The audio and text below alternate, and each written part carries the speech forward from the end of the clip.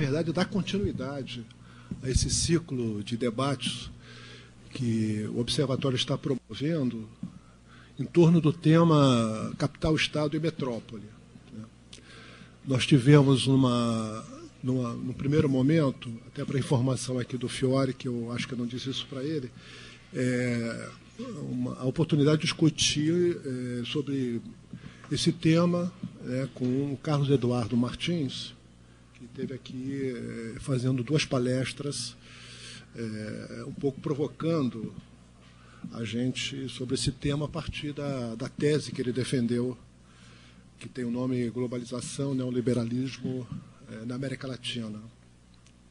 Hoje vamos continuar nesse ciclo, com a palestra do José Fiore, que vai fazer aqui um conjunto de 4 intervenções.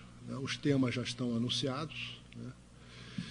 E a ideia de fazer esse ciclo, vou repetir aqui o que eu já disse na abertura, mas como tem pessoas que não estavam aqui na abertura, a ideia de fazer esse ciclo tem a ver com, em primeiro lugar, com o momento que nós estamos no Observatório das Metrópoles, que tem a ver com a necessidade de fechar um longo período de pesquisa que pretende fazer um trabalho sistemático sobre as mudanças nas grandes cidades brasileiras nesse período que é pós-1970, vindo até os dias de hoje. Isso é o que fecha o nosso programa de pesquisa sob o manto do Programa Institutos Nacionais de Ciência e Tecnologia. E é um trabalho, portanto, comparativo, comparativo no tempo e comparativo também entre as metrópoles. E em função desse momento que nós estamos vivendo, que implica em interpretar as mudanças que vêm ocorrendo no Brasil, e as suas repercussões específicas nas grandes cidades, nós, enfim, achamos conveniente a gente dialogar com pessoas que vêm discutindo as mudanças e a trajetória de transformação que vem ocorrendo no mundo, e no Brasil em particular. A ideia é que, nesses diálogos com essas pessoas, a gente recolher ideias, informações, conceitos que nos permitam construir um quadro de referências com o qual a gente possa interpretar esse tema, enfim, das mudanças do Brasil urbano nesse contexto do período que vem de 1970 para cá. É um período marcado por vários ciclos, e um período marcado também por um debate a respeito das mudanças do Brasil, as mudanças enfim, das características do desenvolvimento do capitalismo entre nós. Então, esse ciclo, a ideia desse ciclo, então, é trazer para a gente referências que nos permitam interpretar essa mudança, até colocar em discussão a própria ideia da mudança. E aí, com essa finalidade, com essa intenção, a gente convidou algumas pessoas para apresentar suas interpretações sobre o Brasil, e dialogar com essas interpretações, com essa preocupação de tentar construir um quadro de referências para a gente. Então, a presença aqui do Fiore tem a ver com o que ele tem de reflexão sobre esse tema, mas também em função da própria reflexão teórica que o Fiore vem desenvolvendo, né, numa discussão mais ampla, né, sobre a fase atual do capitalismo, né, dentro desse debate em torno da ideia de um capitalismo que se organiza, né, em torno de uma dinâmica, né, que capturada em torno com a ideia, né, sobre a ideia de uma economia mundo, um sistema mundo que se organiza, né? Então, o nosso interesse aqui em dialogar com o Fiore não só tem a ver com a interpretação que o Fiore tem sobre o Brasil, mas também a interpretação que o Fiore tem dentro desse debate mais geral, né, em torno da ideia da economia mundo, sistema mundo moderno, né, que tem uma discussão muito localizada em torno de alguns autores, né, e que, enfim, tem uma importância hoje na interpretação do que está acontecendo no capitalismo, né, e acho que o Fiore traz um olhar específico que nos interessa, que valoriza muito a importância do sistema interestatal, da interpretação da evolução desse capitalismo e as suas possibilidades de desdobramento, enfim, nessa transição que nós estamos vivendo no mundo, né? Então, é um convite que tem a ver tanto com a importância que a interpretação do Fiore tem do Brasil, mas também a importância que tem a reflexão teórica do Fiore e o grupo dele dentro desse debate mais geral, organizado em torno dessa interpretação um pouco mais globalizante, né, do capitalismo, um pouco mais na longa duração do que na temporalidade dos acontecimentos da conjuntura, né. Bom, então a expectativa aqui nossa é que a gente escute o Fiore, entendeu? E, em função da fala dele, a gente reagir a discussão, o que vai ser proposto aqui. Evidentemente, a conexão com o tema urbano não é evidente, não é imediata, né?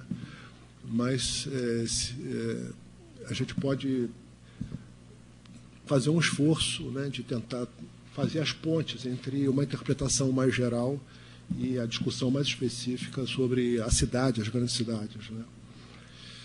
Então, com essa pequena e breve, singela introdução, né, eu passo a palavra, então, para o Fiore, entendeu, que vai fazer a palestra dele. O tom aqui é de uma certa informalidade.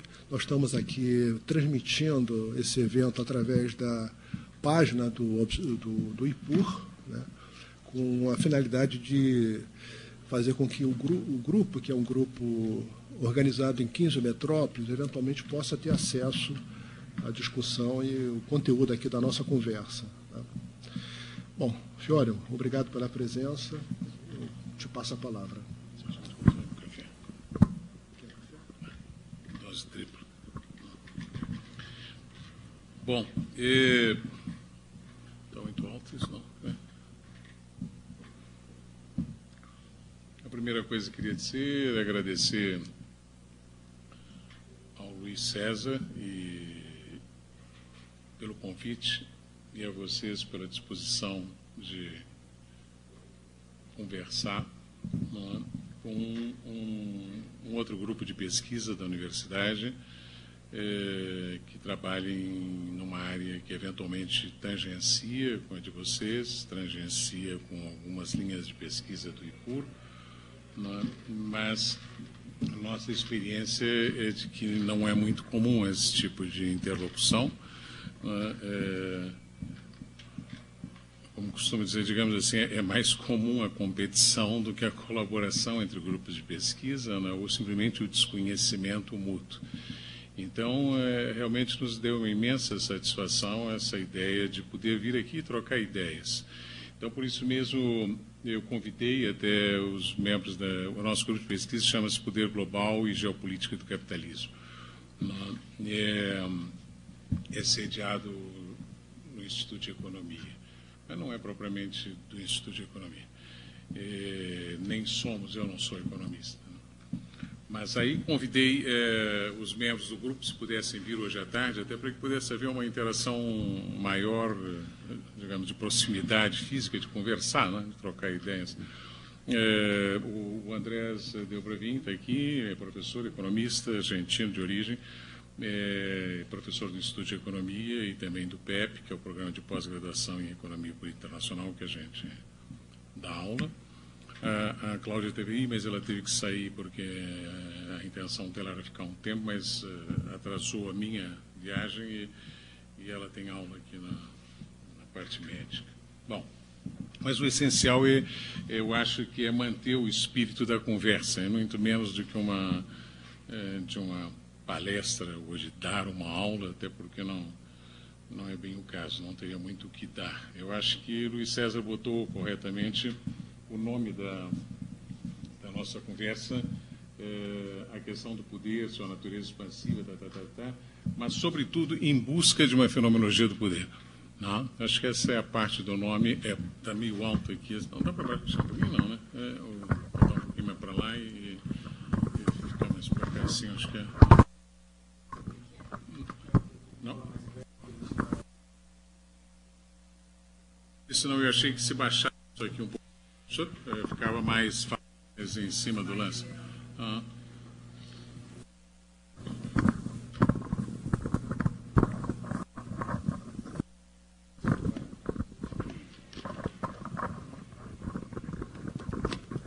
Os parafusos estão na menor.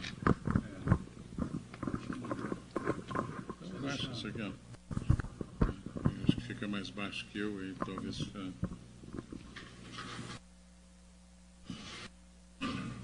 Mas essa ideia de uma busca, que eu acho que é como nós nos sentimos no nosso grupo de pesquisa, a gente não tem nenhuma teoria, nenhuma verdade para transmitir.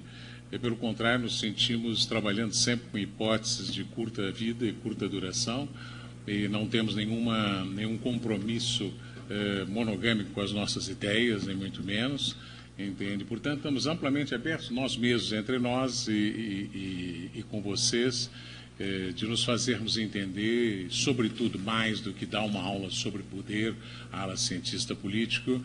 Eu gostaria de, hoje, nas nossas outras conversas, expor a trajetória da nossa... Qual é usando a expressão clássica do Lakatos, qual é o nosso programa de pesquisa, quais são as suas premissas, quais são as suas hipóteses com as quais nós trabalhamos, quais são os temas, os níveis que nos movemos, aonde estamos nesse momento, que grau de incertezas temos, são altíssimas, entende? E compartilhar com vocês. Nesse sentido, me pareceu que talvez fosse útil, antes de entrar na questão estrito sensu da discussão do poder, fazer uma breve apanhado da história ou da caminhada, né? Luiz César botou a busca. Bom, essa busca onde começou, da onde vem o nosso programa de pesquisa, da onde vem o nosso projeto, o que a gente estuda, afinal. Agora, vocês estavam apresentando as preocupações com as quais vocês estão nesse momento. Quais são as nossas e de onde vêm? Tá certo? Eu acho que isso é uma coisa boa para entender onde é que chegamos e por que de repente, fenomenologia do poder. Que negócio é isso? Não é uma palavra, não é uma invenção difícil, uma coisa que o cara tirou da cachola para ser diferente. Não, tem uma caminhada, uma longa caminhada atrás dessa pesquisa. Talvez tão longa quanto a de vocês, porque eu me lembro de já ter falado em algum seminário seu uns 30 ou 40 anos atrás, em Teresópolis, ou coisa parecida, se não me falha a lembrança, ou Friburgo, talvez. Não, Teresópolis. Não. E aqui mesmo, acho que já dei uma aula inaugural.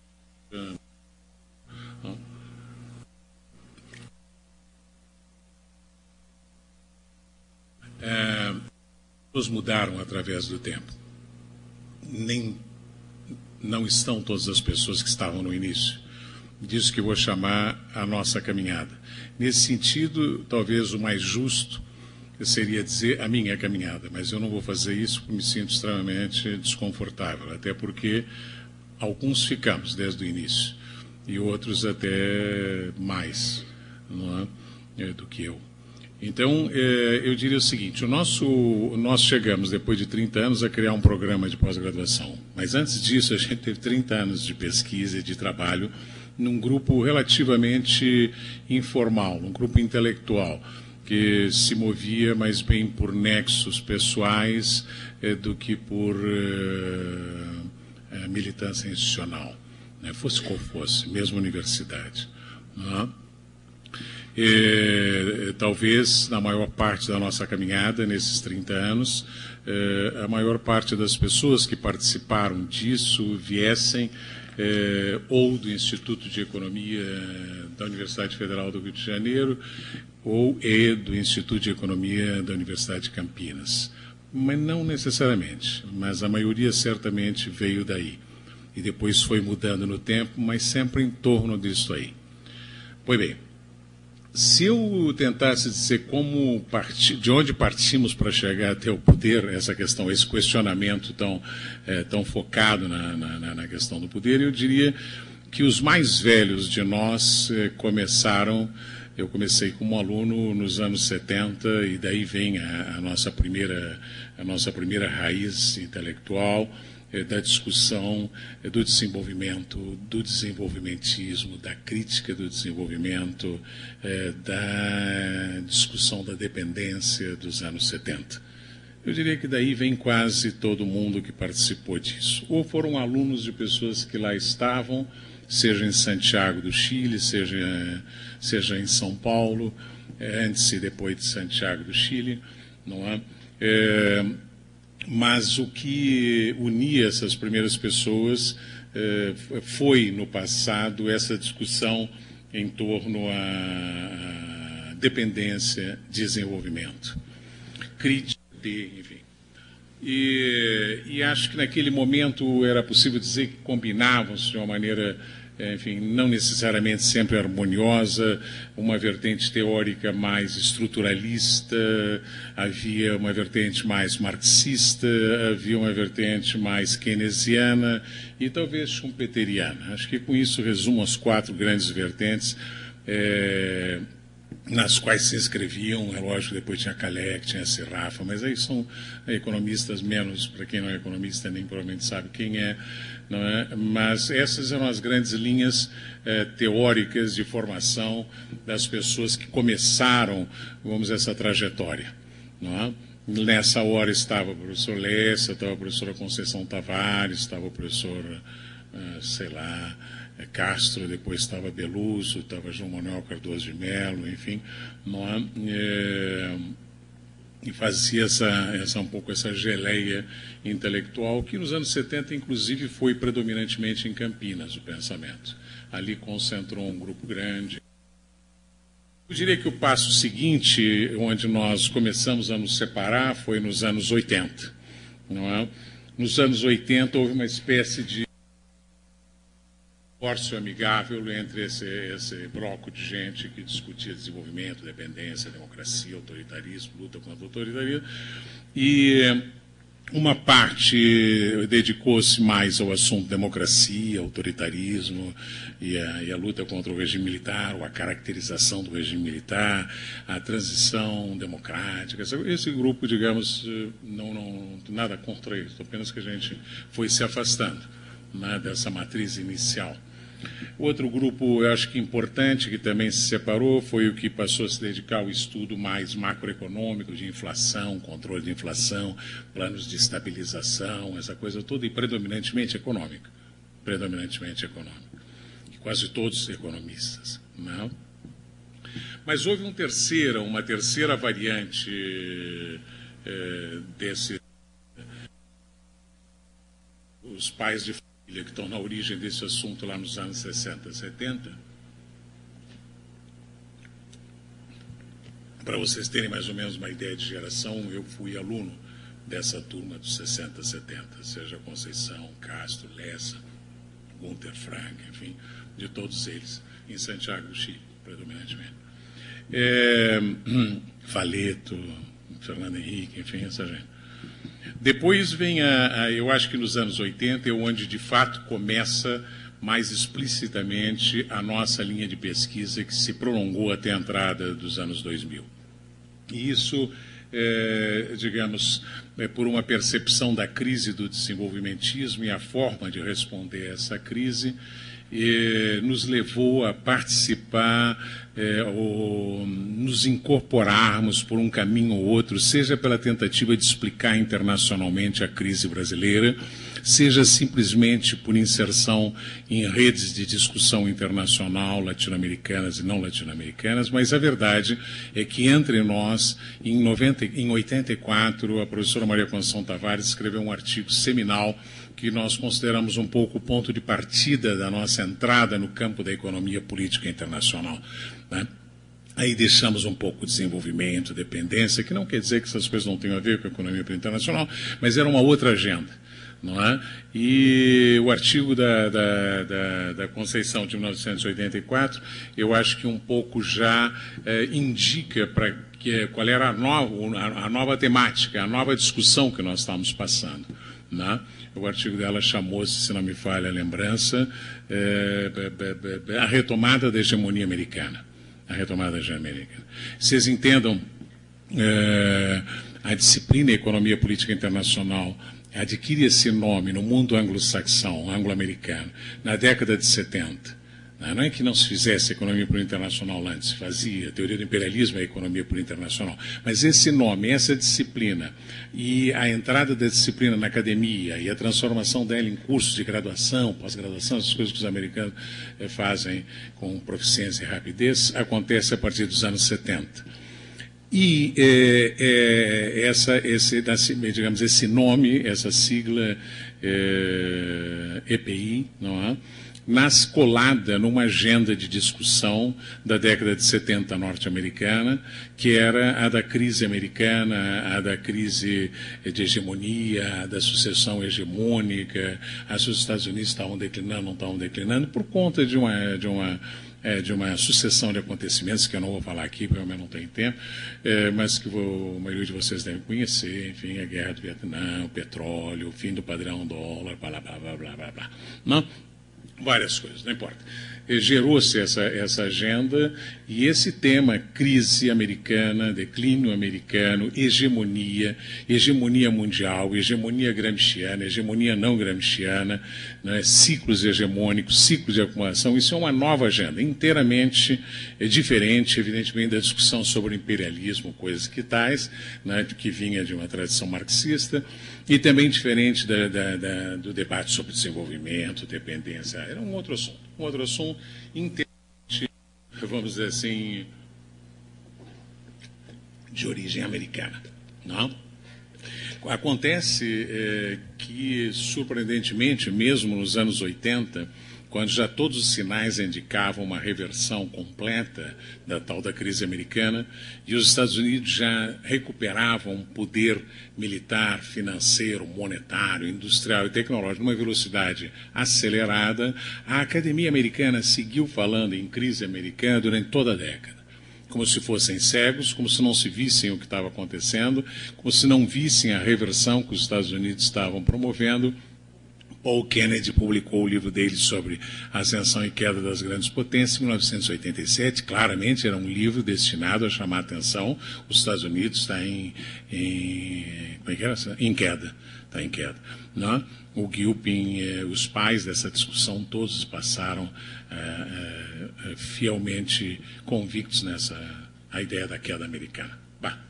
A nossa entrada, vamos atribuir isso aí à professora Conceição Tavares, a nossa entrada neste campo pela mão da Conceição Tavares foi uma entrada heterodoxa, porque em 84 ela escreveu Não tem crise americana, tá certo? Não tem fim da hegemonia americana, é um engano.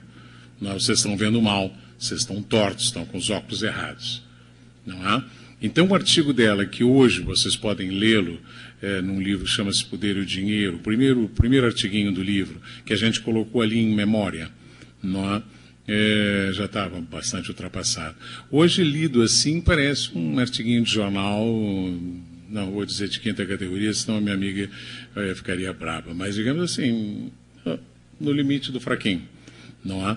Mas naquela época foi uma coisa de grande impacto. De grande impacto. Eu tenho a impressão que, sem ser uma senhora Susan Strange nos Estados Unidos, na Inglaterra, desculpa, que havia dito o mesmo, poucas pessoas haviam dito com a certeza, a convicção e coragem da Conceição Tavares: não tem crise americana, vocês estão malucos. Eles estão recuperando o poder deles. Bom, não vamos discutir isso aí, apenas quero dizer que esse é um momento em que eu consideraria que não está errado afirmar que nasce o nosso primeiro programa de pesquisa na área de economia política internacional. Não é? Aí junta-se um grupo de pessoas, digamos, aí todos nós já éramos professores e que começamos a fazer uma espécie de rede de discussão, um programa de pesquisa, no sentido rigorosamente lacatosiano. Tínhamos várias premissas, algumas coisas em comum, várias outras coisas não, mas isso nos permitiu trabalhar durante uns 10 anos, seja por internet, seja em seminários, encontros que a gente se encontrar. Nunca tivemos, acho que, maior financiamento ou coisa parecida para andarmos juntos, enfim. Como eu costumava dizer nessa época, que me tocou a mim organizar quase todos os livros do grupo, um pouco era um anarquismo de resultados. Entende? Cada um ia para um lado e alguém ia pastoreando. No caso, em geral, o pastor fui eu mesmo. Então, daí começou uma atividade produtiva muito intensa e que foi o que nos manteve juntos. Primeiro, que a gente fez na segunda metade dos anos 80, em função dessa discussão, crise, ajuste, não é? Tem ajuste possível, não se falava em globalização, não é? Nós promovemos um grande projeto de pesquisa que nos levou à Europa, à Ásia e depois aos Estados Unidos, exatamente para pesquisar como estava se dando a tal da crise do capitalismo nesses países e como é que estavam reagindo Japão, Coreia, Itália, Espanha, França, nós aqui e depois Estados Unidos. Na década de 90, eu estive lá um tempo, também a Conceição esteve, né? Essa pesquisa hoje foi decisiva para nos aproximarmos, para nos fazer pensar, refletir, analisar e construir identidades intelectuais que nos permitiram ser um programa de pesquisa sem ter cadeira nem ter sala. Muito antes, por depois dizer, não, era uma rapaziada moderninha, virtual, mas é difícil dizer porque ninguém era moderninho. Eu só comecei a usar computador e internet em Washington no início dos anos 90. Então era na base mesmo do braço, do telefone, que se ia fazendo esse tipo de diálogo que, como estamos começando a fazer hoje à tarde, aqui, entre nós. Não é? Mas daí nasceu uma sucessão de livros que foi decisivo para marcar, do meu ponto de vista, a trajetória de uma economia política internacional, não dos países centrais. Não é fácil de encontrar, né? Vocês encontram muito pessoal que, por se considerar latino-americanos, são dependentistas, enfim, gostam essas coisas assim. Agora são novos desenvolvimentistas, sei lá o quê.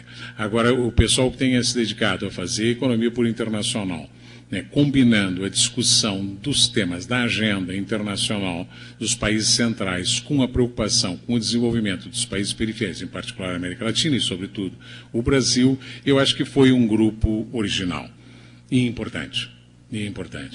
Não é? De 95 até 2005, para vocês só assim registrarem, a gente publicou coletivamente o Desajuste Global, que fui eu e a Conceição na Paz e Terra, o Poder e Dinheiro para uma Economia Política da Globalização, que é um coletivo que eu e Conceição organizamos. Depois um outro em 98 que chamava Globalização, o Fato e o Mito. Esses dois primeiros foram, o segundo foi na Editora Voz, o terceiro na Editora da UERJ, né, que eu organizei. Em 2001 a gente publicou a Polarização Mundial. Não, em 99 a gente publicou Estados e Moedas no Desenvolvimento das Nações, tudo é voz, todos têm capa vermelha, são os de capa vermelha. Não é? 2001 a gente publicou a Polarização Mundial e Crescimento, 2004 a gente publicou o Poder Americano. Aí eu diria que foi assim o último grande livro daquele projeto que nasceu em 1984. Não é? Mais um pouco à frente, nós publicamos em 2008 o Mito do Colapso do Poder Americano. Aí nós já éramos só 3 aqui do Rio de Janeiro. Medeiros, o Franklin e eu. Não é? E em 2007 eu publiquei sozinho um que chamava O Poder Global e a Nova Geopolítica das Nações. Em 2009 a gente criou o PEP. Pode ser. Em 2009 a gente criou o PEP, Programa de Pós-Graduação em Economia Política Internacional, que seria uma espécie, assim, depois de 30 anos, enfim, uma culminação, não sei se culminação, mas enfim, uma consequência necessária de um trabalho de pesquisa longo e de um trabalho editorial também muito longo. Todo mundo escreveu muito nesse tempo. Não é? Pois bem, esse programa de pesquisa ainda existe? Eu diria não. Eu diria não. Ou pelo menos, e isso eu posso dizer, muito obrigado, ou pelo menos, com toda certeza, não é? A partir de 2003, 2004, e já no livro O Poder Americano, eu particularmente fui me distanciando dos meus colegas, do ponto de vista não pessoal, mas do ponto de vista intelectual. E as razões que me fizeram me distanciar, não é, e buscar outros caminhos, eu diria que foram duas. Não é? Uma é que talvez, não sei, posso estar enganado, sozinho,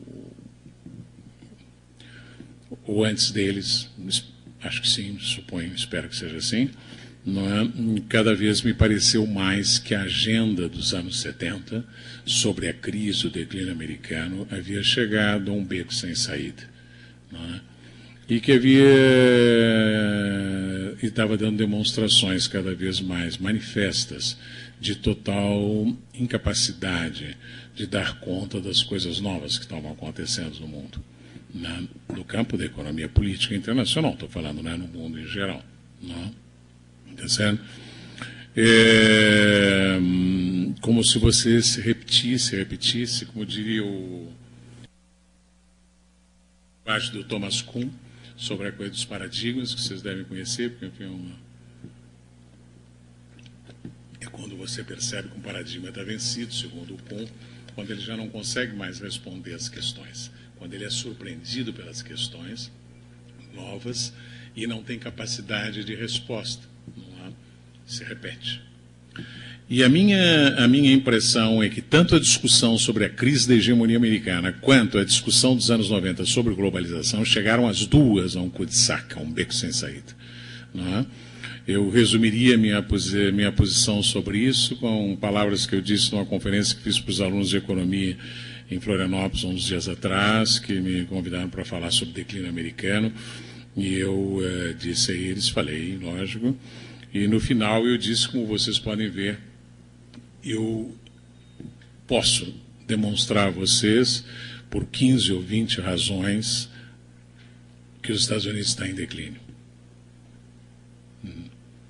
Mas também posso demonstrar a vocês, por umas outras 15 ou 20 razões, que os Estados Unidos não estão em declínio. O que significa que esse debate é inconcluso, inconcluível, e absolutamente inócuo e cada vez mais irrelevante. Para mim está encerrado. Nunca mais me peçam para falar sobre o declínio americano. Me dá absolutamente no mesmo se os Estados Unidos está declinando ou não está declinando. Não altera nada do ponto de vista da análise conjuntural internacional. Está declinando, não sabe o que é declínio. Né? Sempre digo aos meus alunos, quando vocês façam uma teoria do declínio, aí também. Mas, em princípio, faço uma teoria longa, porque, em geral, o declínio não toma menos de 1 século, 2 séculos. Então, essa ideia de confundir declínio no sistema internacional com declínio biológico pessoal é uma atrapalhada muito grande. Parece brincadeira, mas eu acho que interfere mesmo. Não? As pessoas, toda a turma que discute hegemonia, ciclo hegemônico, tem um forte viés biológico de raciocínio. Não é? E uma ideia, essa ideia muito forte, que outro dia até li uma frase do Wallerstein, onde ele voltava a insistir nesse ponto, que tudo que nasce morre. E, portanto, diz ele, até o universo morre. O que me parece que é, no mínimo, uma temeridade do Wallerstein, mas como ele já está com quase 90 anos, não há nenhuma evidência que o universo morra. Ele pode achar que morre, pode gostar da ideia que morre, mas não morreu até hoje, e não há por que morrer tampouco. Não há nenhuma prova de que vai morrer. Então, essa afirmação é uma afirmação absolutamente gratuita. Não? E eu acho que depois esse tipo de raciocínio se projetou sobre a análise do capitalismo, do sistema mundial moderno. Quer dizer, o Wallerstein já quer enterrar o sistema mundial moderno, o capitalismo, não sei o que. O Arrighi só queria enterrar a hegemonia americana, enfim, por aí vai. O que eu acho, simplesmente, sem nenhuma desconsideração pelo pensamento dos outros, do meu ponto de vista, eis um assunto que acabou. Não tem interesse, acho inócuo e irrelevante. Né?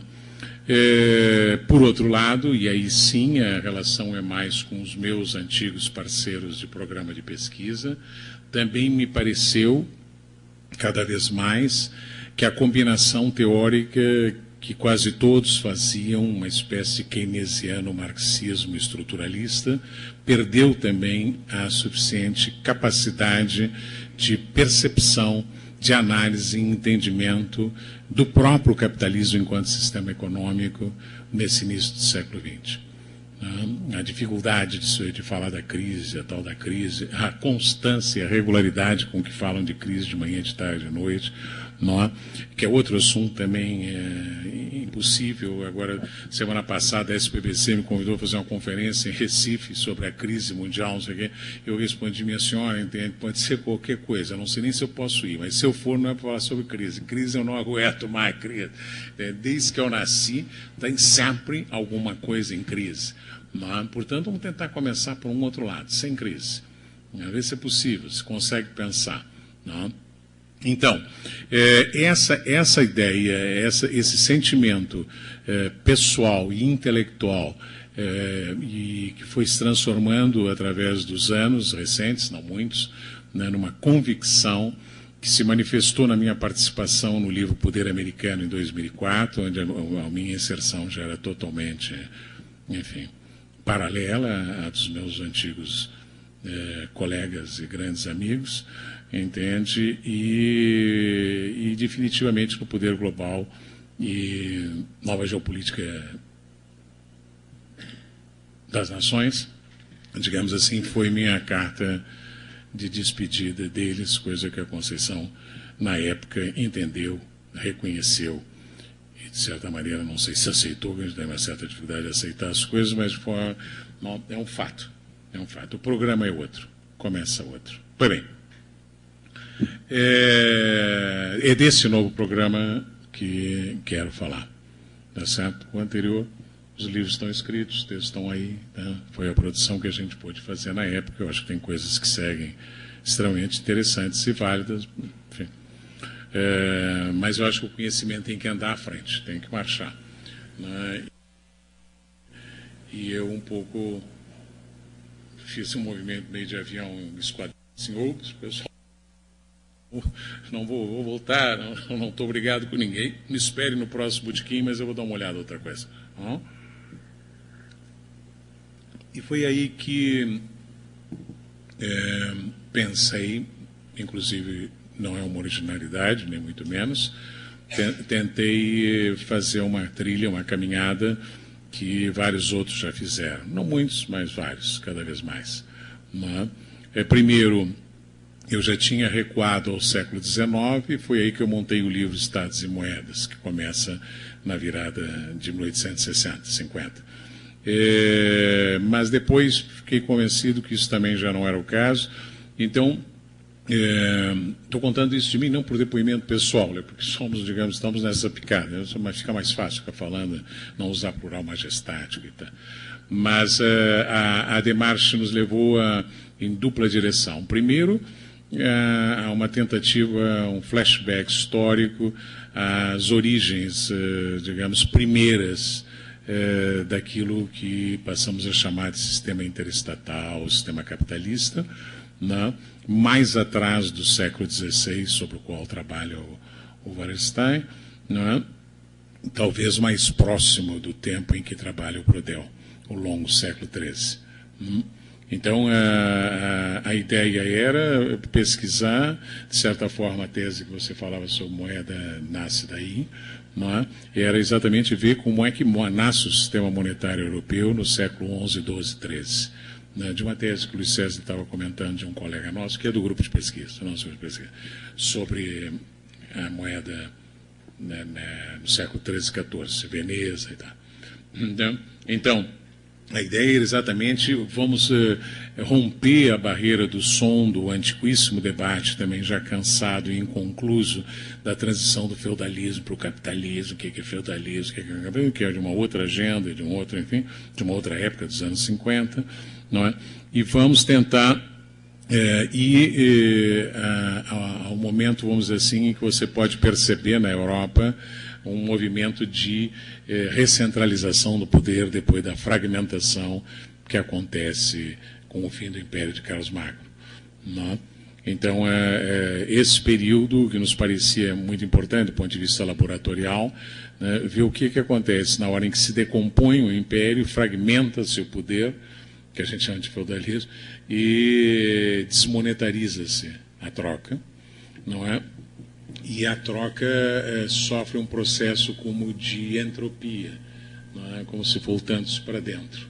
A tal ponto que chega a um determinado momento, pela altura do século X, XI, onde no noroeste da Europa, que é onde vai nascer o capitalismo, não é? Vocês tinham, como é que chama isso? Troika... Escambo, né? Vocês tinham escambo. Digamos assim, escambo de domingo na porta da igreja era o máximo que tinha. Né? E cada vez foi nos parecendo mais claro que a ideia de um comércio de longa duração, de longa distância, que está na origem da transformação da Europa, tinha escassíssima base para afirmar uma coisa dessa. Né? É um comércio minúsculo, lentíssimo, certo? E absolutamente irrelevante para a Ásia. Né? Se teve alguma relevância para meia dúzia de comerciantes na Europa, não foi daí que nasceu a riqueza europeia, nem a máquina de acumular riqueza que os europeus inventaram. Não foi daí, com certeza não foi. É uma convicção minha. Não há como você demonstrar isso. Tá certo? Pelo contrário, não é? E aí foi quando começamos a nos afastar do Brodel e uma convicção crescente de que o jogo das trocas, que é uma ideia, é uma metáfora bonita para a ideia do Adam Smith, não é? ela tem baixo potencial no sentido de gerar expansão geométrica. Assim, digamos, o jogo das trocas é como, ou ele tende a ser, vamos dizer assim, estável, ou a crescer numa velocidade muito lenta, ou mais bem, inclusive, a declinar. Você pode ter séculos de um comércio extremamente ativo na Índia e na China, sem que daí nasça nada parecido ao capitalismo. Isso é o mercado onde ele mais funcionava, que era na Ásia, a economia de mercado era na Ásia, não nasceu o tal do capitalismo. Você não foi lá. Não? Então, essa pesquisa que eu não vou relatar do ponto de vista histórico, eu só relatar o porquê que ela foi, por onde é que ela foi nos levando, né, que o título da palestra já disse por onde foi. Mas, dizer, cada vez mais foi nos ficando claro que, na verdade, havia um elemento, uma força, uma energia dentro da Idade Média, ou dentro do longo século XIII, ou depois da decomposição do Império de Carlos Magno, sei lá o que seja, não? E de forma extremamente clara em todo o noroeste da Europa e na Península Ibérica, tá certo? O que você percebe é que aí, pouco a pouco, vai renascendo, não é, uma atividade que fundamentalmente é uma atividade de guerra e de conquista, não é, e que é essa atividade que vai injetando uma pequena vitalidade animada e depois algum grau de expansão no jogo da troca. Nos tomou muito tempo para fazer essa inversão, não é? E perceber que é uma coisa que já não é que, digamos, até no livro Poder Americano a gente usou uma expressão parafraseando Brodel, eu cunhei, enfim, o jogo da guerra, né? Onde eu dizia todo o argumento, toda a argumentação do Brodel aponta nessa direção, mas é como se sempre não conseguisse enfrentar o problema. Então ele volta de novo à ideia smithsiana da troca, né? Apesar de que ele acha que o poder é indispensável e tarará, tarará, tarará. Então, resumindo esse passeio pela história para trás, foi uma crescente convicção, não é, de que a própria constituição das redes de comércio de longa distância e da própria economia mundo de que fala o Brodel, não é impensável sem incluir com uma dimensão essencial, não é, e eu diria logicamente prévia à troca, que é o poder e a lógica do poder. Mas isso não se trata. Mesmo quando se reconheça que a atividade central dos príncipes, dos impérios e dos estados europeus durante o segundo milênio tenha sido a guerra. Mas parece que é muito desagradável olhar isso de frente. E é desagradável, né? Então é como se você sempre colocasse isso, é uma questão, isso é um ponto. Existe sim, mas vamos deixar isso aqui, ceteris paribus, troca com os preços, o preço do pão, o preço não sei o que fica melhor a coisa. Essa coisa aqui das invasões dos povos da Ásia Central, do Gengis Khan, dos magiares, dos mongóis, não, é importante, mas melhor vamos tratar aqui com a questão da Rota da Seda, apesar de que a Rota da Seda tenha sido só possível graças exatamente às conquistas desses povos, que eram fundamentalmente predadores, até o momento em que se integraram com alguma civilização, ou islâmica, ou chinesa. Bom, mas resumo, esse passeio pela história que não acabou, seguimos pesquisando e está para frente, para trás, para um lado, para o outro, entende? Nos levou a uma convicção muito clara, sem entender a dinâmica do poder, sem que se acabe com esse mito, essa dificuldade, né? Se enfrente essa esfinge e se tenta entender o que é o poder, afinal, que não é apenas uma palavra vaga, né? Não vamos conseguir avançar. Tá certo? Como em algum texto que já escrevi há algum tempo, acho que no Poder Global, no prefácio, eu digo, entende-se, não há como explicar a própria acumulação capitalista, que é um tema central da economia política internacional posterior futura, entende? A partir da troca. A troca não leva à acumulação. Por mais que possamos achar que o homem goste de trocar, que nem o Smith achava, mas não necessariamente troca leva à acumulação. E ainda há dúvidas que ele goste de trocar. Por si só.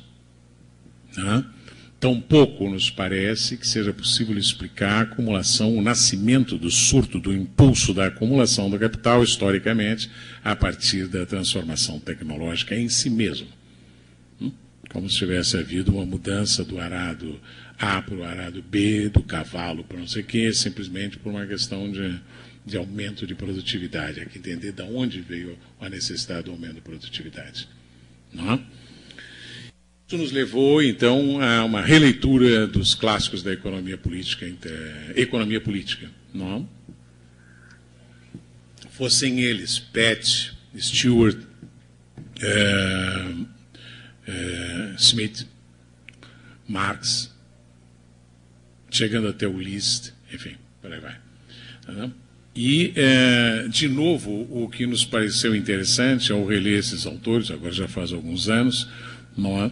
Era, já agora com uma certa visão da história como ela tinha sido e uma plena claridade quando é que esses caras escreveram no século XVII, né? Todos eles, Pett, Hobbes, né? Depois o Smith, coisa no XVIII, mas o que nos chamou a atenção, de novo, agora com muito mais claridade que antes nós não tínhamos. Eu estudei economia quando era mais jovem, então não tinha essa percepção, isso é uma sua cabeça, é um outro ângulo, ou digamos assim, é quando você está entrando num outro paradigma, tá certo?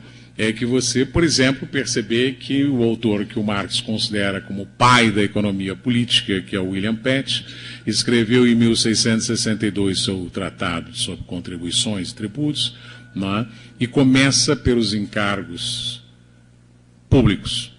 Isso é, a economia política nasce pela definição encargos públicos. É para isso que existe economia, para atender os encargos públicos. Daí começou. E o primeiro encargo público, segundo William Pett, o pai da economia política a economia internacional clássica, não é a defesa. É a defesa. Tá certo? A defesa contra as revoluções internas, a defesa contra as ameaças externas, não é? A defesa contra qualquer insulto de outras potências. Tá certo?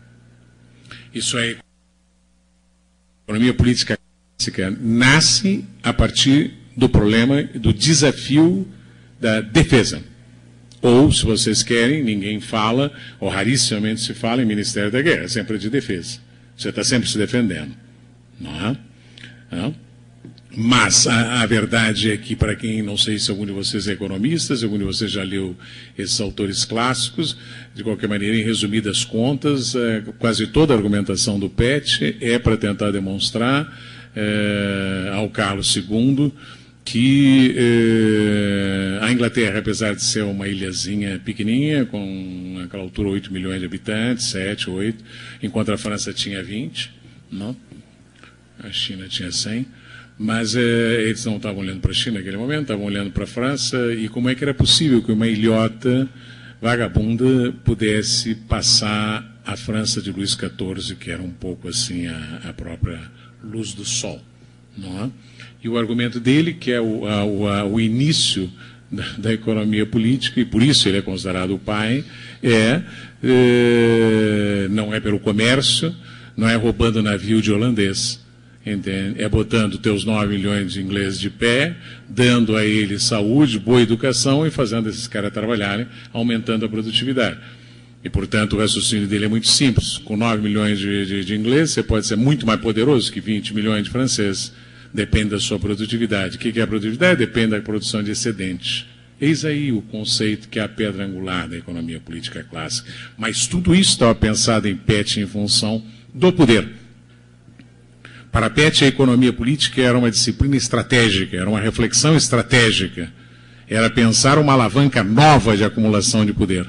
Até ali, ou até Luís XIV, até Luís XIII, a ideia era muito simplória. Como é que se acumula poder? Dinheiro, mais dinheiro e mais dinheiro, como dizia o ministro Luís XIII. Mas dinheiro, de onde é que sai dinheiro? Ué, comércio, mais comércio, mais comércio. Mas como? De onde é que sai comércio? E é sempre uma espécie de idealização da riqueza dos Habsburgo espanhóis, que tinham, evidentemente, um império aqui, que eles sugavam hidraulicamente, tributando os índios e pegando... Não? Os outros não tinham isso. Não tinham isso. Não. Então, o que esse cara vai introduzir é essa ideia. A produção é fundamental, o excedente é fundamental, e isso é feito para fortalecer o poder. A economia é um instrumento de acumulação do poder. Acumular capital, acumular excedente, o nome que vocês queiram dar, depois os nomes mudarão, entende? Na percepção inicial, na percepção originária da economia política, é essa. E nesse sentido, você pode dizer que o Pett também foi pai da economia política internacional, pois ele pensa o nacional dentro de um contexto internacional. Ele pensa a produção de excedente em função da defesa com relação a quem? Com relação aos franceses, aos holandeses, com relação aos espanhóis. Isso é a Inglaterra, aquela ilhota, que era uma porcaria, tentando virar gente grande no mundo onde tinha dono. É isso. Tentando fazer o que depois os economistas vão chamar um ketchup. Com os espanhóis, com os franceses, com os ingleses, e fizeram bem. Essa era a ideia. Nesse sentido, Pett não foi apenas pai da economia, foi um profeta com relação à possibilidade que a Inglaterra virasse uma potência, apesar de ser uma ilhazinha de nada, com uma população ridícula, vis-à-vis os outros. Tá? Depois, se vocês olham os demais, apesar de que o Smith seja considerado o pai do liberalismo, se vocês vão ler o Smith, vocês verão que o Smith é um nacionalista disfarçado. Entende? Na verdade, ele está fazendo a riqueza das nações, ele não está fazendo a riqueza da humanidade. A riqueza, isso é coisa do Marx vai fazer. Tá certo? Marx é um globalista, não tem nação. Tá certo? Smith tem nação, é um inglês. Ele está pensando na riqueza da Inglaterra. Os outros são sempre como comparação para ver como você possa melhorar o teu desempenho. Smith tinha perfeita consciência da importância do poder. Tanto o da Inglaterra, que ele queria fortalecer, quanto na discussão dele sobre as colônias, de como a falta de poder das colônias era responsável pela teoria dele do comércio internacional não funcionar. Ou que seja, o próprio Smith percebeu que a teoria dele não funcionava porque havia um elemento que não estava dentro da teoria, nem na dele, nem muito menos na do Marx, que era poder.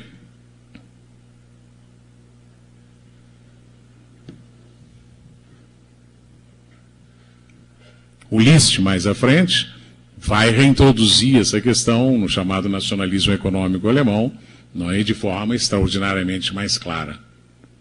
Poder, guerra e nação, sem isso não há como pensar a economia. E ele dizia, só são liberais os ingleses, exatamente porque são os ganhadores que estão por cima. Quem está por baixo não pode ser liberal. Não sei se será por isso ou não, mas enfim... Morreu suicidado num hotel em Paris, até porque o empresariado alemão não lhe reconhecia nem a liderança intelectual, nem gostava das ideias dele, como só ia acontecer. O cara estava propondo uma reunificação da Alemanha, uma unificação econômica e uma disputa, um catch-up com a Inglaterra. Ele disse textualmente, se um dia nós estivermos no mesmo nível da Inglaterra, seremos tão liberais quanto os Smiths. Enquanto estivermos por baixo, não seremos. Não foi aceito na sua terra e ainda por cima se suicidou num hotelzinho em Paris. Não por bom gosto de Paris, mas simplesmente porque estava exilado. Bom, depois, mais ou menos nessa mesma altura, vai aparecer o Economics do Marshall e daí para frente, né, uma economia que cada vez mais vai desvestir as relações econômicas da dimensão originária que está no PET de poder, no sentido acumulação de poder, luta de poder. Certo? Cada vez mais. E na melhor das hipóteses, daqueles economistas heterodoxos ou keynesianos ou estruturalistas que mantiveram presente a ideia do poder, é um poder absolutamente assexuado, sem nação, né, um Estado hipostasiado, né, uma espécie de sabedoria acima de tudo e que sabe fazer política econômica. Isso tudo é o que os economistas conseguem entender de poder. É um fazedor de políticas econômicas. Bem feitas, mal feitas, melhorzinho, piorzinho, e essa é a discussão. E é onde chegaram, por exemplo, os estruturalistas latino-americanos, a CEPAL, tá certo? É um pensamento inteiramente assexuado. E por isso impotente. Não? Mas bem, para mim, pelo menos, naquela altura, ao reler os autores que eu tinha estudado na faculdade, para mim o caminho foi claro. Chega, por aí não vai. Então, é que, de fato, começa o nosso novo programa de pesquisa.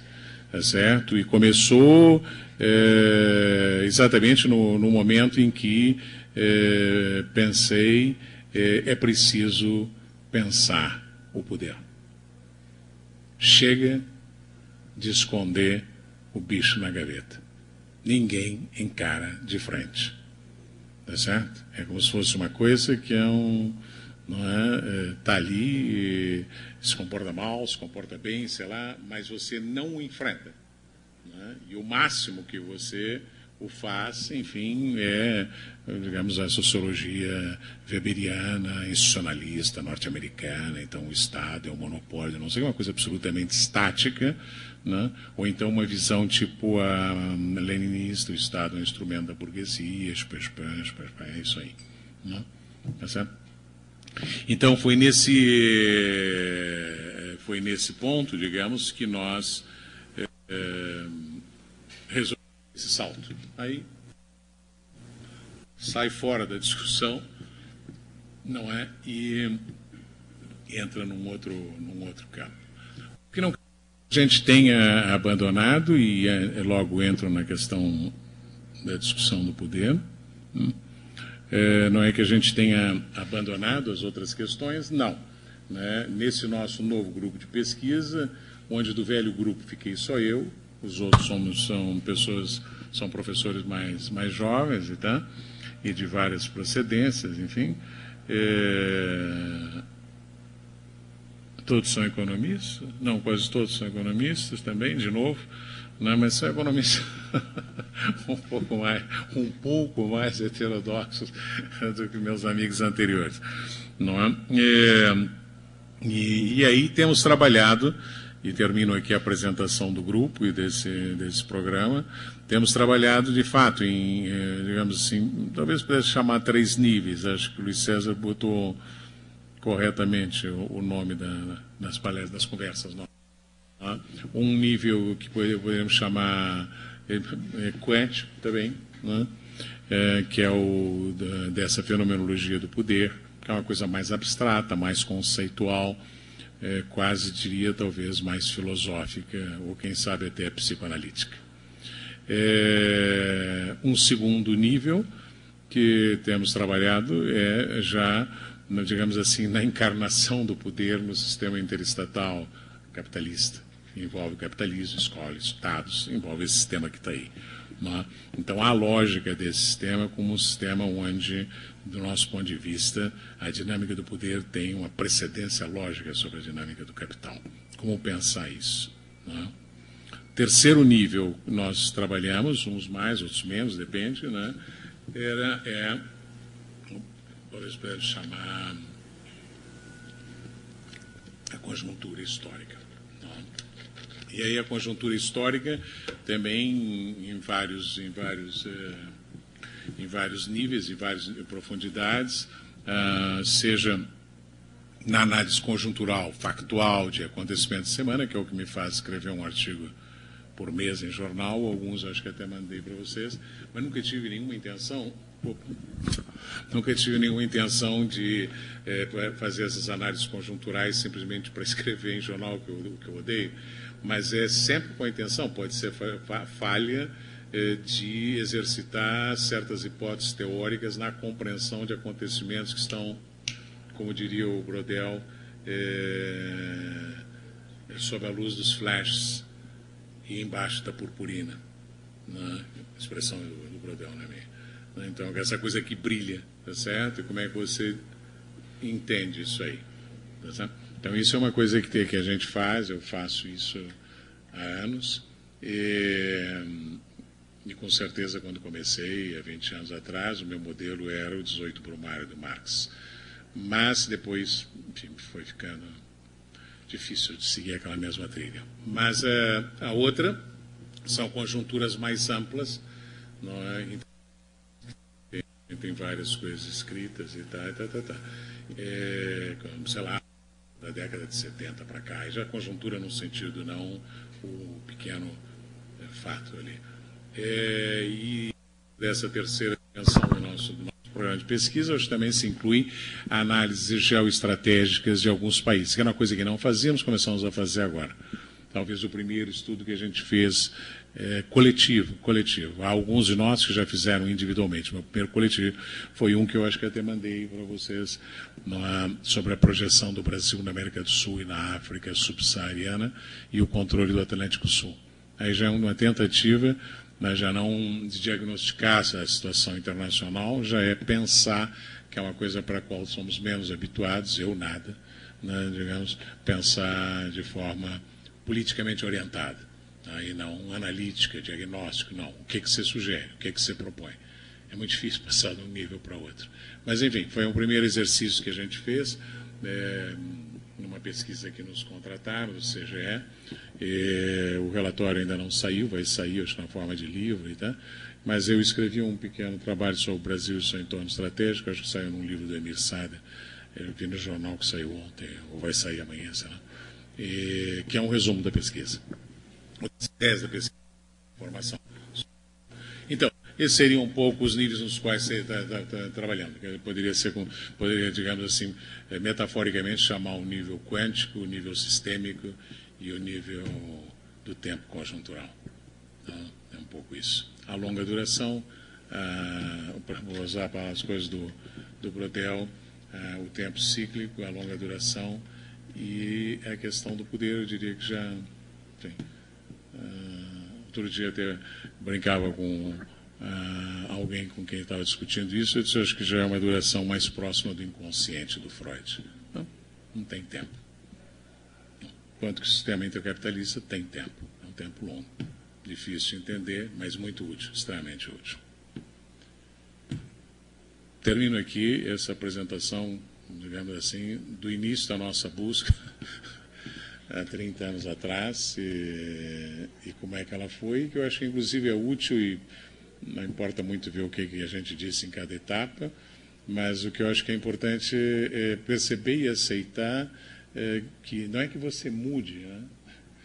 Há uma célebre frase aí que deixou essa coisa estigmatizada, dita por um político nosso, professor, que esqueçam o que eu disse, né? É lógico que se entende qual era a intenção, se é que disse, também dá no mesmo. Mas tem uma outra coisa que não é esqueçam o que eu disse, entende? Eu mesmo estou disposto a mudar o que eu disse na medida em que o pensamento avança, assim.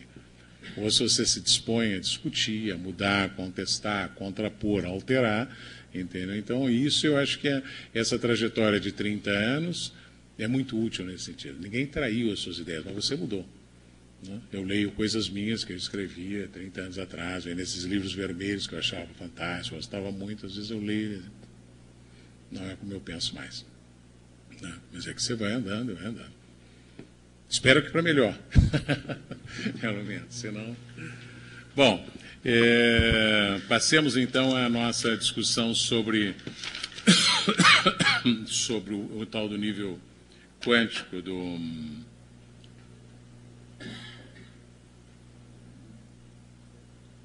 poder. Toma um café? Não dá para ser nem 2 minutos só para te...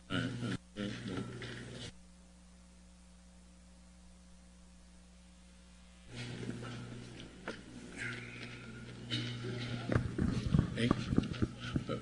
Se você tiver copo grande, pode botar no grande, Luiz. Pode botar no grande, que é dose tripla.